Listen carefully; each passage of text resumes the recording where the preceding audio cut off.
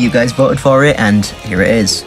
Could Goku stop Kratos? Now, before I get into the video, I want you guys to know that this is going to be like, I don't know how long this video is going to be, but I'm going to be going over the higher ends of things. I'm not going to be going to like country level to planetary to all that. I'm going to be starting off with their highest scaling and then comparing them to each other, so then you know exactly where both scale and what they could do in this fight. I will be using God of War 3 and just Greek Saga in general, so if you would like to see me use God of War 4 for this fight against, Goku, let me know in the comments, but as this video stands, it's probably just gonna be God of War 3, as that's the most interesting one to scale for me. Without further ado, here's Goku vs Kratos. As a baseline, Kratos scales to and has killed the Furies, who can create illusions so large that they can have stars within them. The amount of energy that would need to go into creating a construct this large would be multi-solar system level. Getting Kratos pretty high, but Kratos wouldn't have the type of reputation he has if this was all that he had, would it? Of course, Kratos can casually block and react to the light of Helios. Then he goes on to brutalize Helios, who has multiple statements of him being a sun god, or him having control over the sun, which would put him at a bare minimum at star level. Lock that into your mind, because we'll come back to him later, alright? Kratos, without his powers by the way, literally lost all of his god stuff, was holding back Atlas, and, he's the same guy that can hold up the Greek mythology heaven. This is consistent even beforehand, when he beat up another Titan who was confirmed to be relative or equal to Atlas. Even in Hercules' in-game speech, he draws reference to the 12 labours, which one of them, most famously, was holding up the sky for Atlas. Let's get into what Atlas was holding so you can understand how impressive this is. In this game, the goddess Persephone was threatening the World Pillar, which not only holds up Earth, but also all of creation. All of creation that houses multiple infinite-sized realms, and many, many more constructs exactly like them. And it is stated if that pillar was ever destroyed, it would revert everything in creation, destroying it and bringing it back to the primordial chaos before it. This would make the World Pillar a low multiversal construct.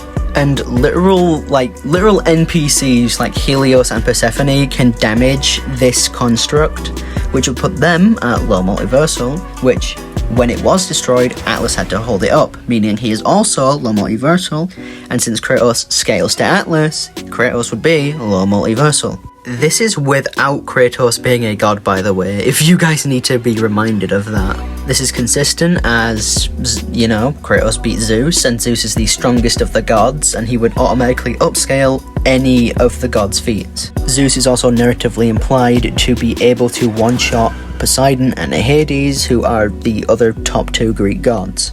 And the people who scale above all of the other Olympians. Kratos also scales to Zeus's attack that ended the Titan-Olympian War. This attack is Zeus's concentrated power, which, do hear me out here, this would probably be a younger and weaker Zeus. Current Zeus also considers the collective Titans to be inconsequential.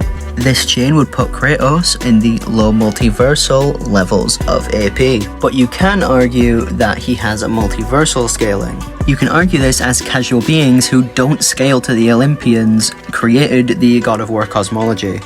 By fighting, by the way. So, to move on to speed, we're gonna have to go back to the light of Helios. See, told you. Gotta lock that in. Anyway, the light of Helios can light up the entire underworld, which has multiple statements of it being infinite, which would give Kratos infinite speed. You can also scale Kratos to the primordials who existed before time. So, to wrap up on Greek Saga Kratos, he should be low multiversal to multiversal in attack potency, and for speed he should be infinite to inaccessible. So how about I give you a more enthusiastic take on Son Goku's power scaling.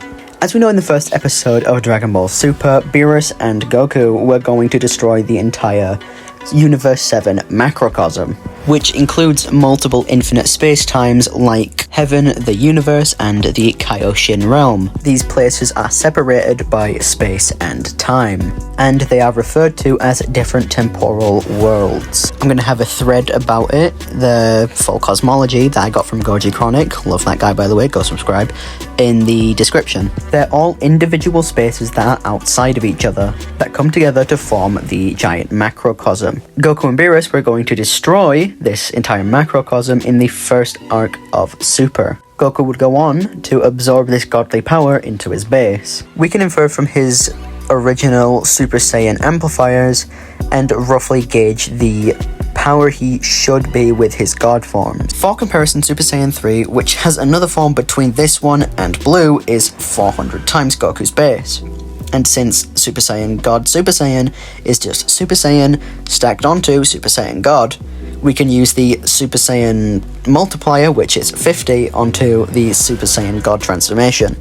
Super Saiyan Blue would make Goku 450 times stronger. As for Ultra Instinct Omen and Mastered Ultra Instinct, we don't know the exact multipliers, but they should be at least 1,000 to 1,000,000,000 times stronger. Goku should be at least low multiversal, if not higher.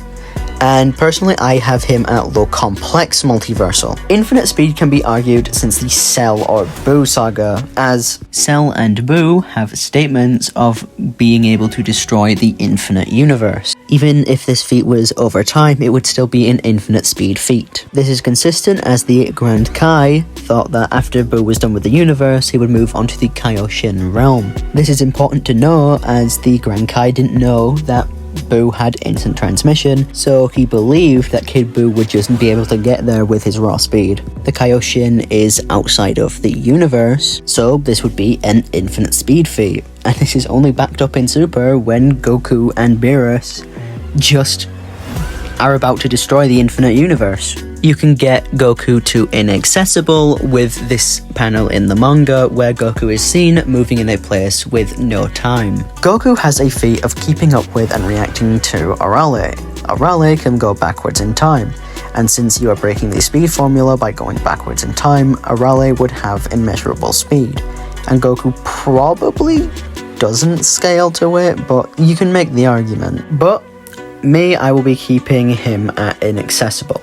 Now that we've analysed both characters and looked over their stats, who would win? Now, there is one key factor that Kratos does have that we do need to still go over, and that is the amount of weapons he has on him. Especially the Blades of Hades, which can remove your soul.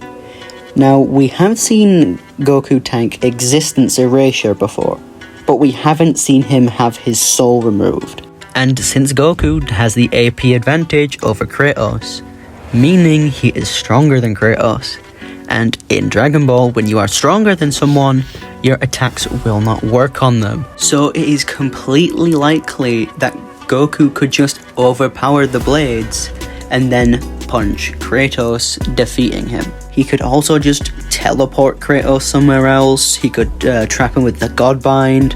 He could use the Mofuba sealing technique or the evil containment wave, although that isn't standard for him. It is something he can do. He can shield himself and trap Kratos within a shield. Although this does require touch, he could mentally dominate Kratos. He can use the Godbind technique to keep Kratos down. Or he could just straight up overpower Kratos, as Goku is not only just as fast as Kratos with infinite to accessible speed, Goku is a lot stronger as he has low complex multiversal AP, meanwhile Kratos is low multiversal to multiversal in AP. Both do have their advantages though, as Goku is way more skilled than Kratos, he's more agile, and he has better battle IQ, but Kratos is more experienced, he has more weapons, and arguably his brute force is just enough to let him hold on to this fight for a little longer. So, who wins? I think the hope of the universe, Son Goku, wins this matchup with medium to high difficulty. Hey guys, I hope you enjoyed the video. It was a blast making it, and maybe I can set the record straight with Dragon Ball fans this time. So, I just wanted you guys to know that you, like I've said in a few other videos, you guys mean the world to me. I love all the support and the feedback I get from you guys. So I've been Chilly, I've got Silly, and I'll see ya in the next one.